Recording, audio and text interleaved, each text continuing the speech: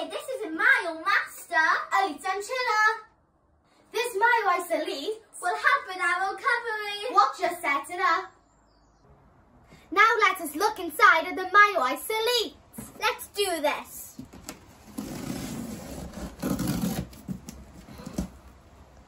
We've got the barrel, we've got the pump, and we've got the thermometer. This is a MyoMaster Chiller.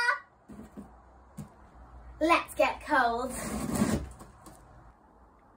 We've got the pump, we've got the repair kit, and we've got the MyoChill.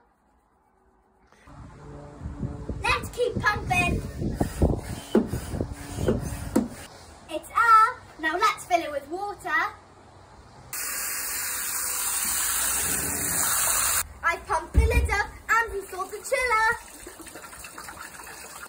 We've set it at 12 degrees to help our aching muscles.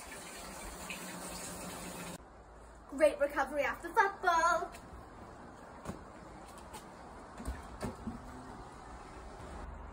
Great recovery after tennis. I can even pass my volleys.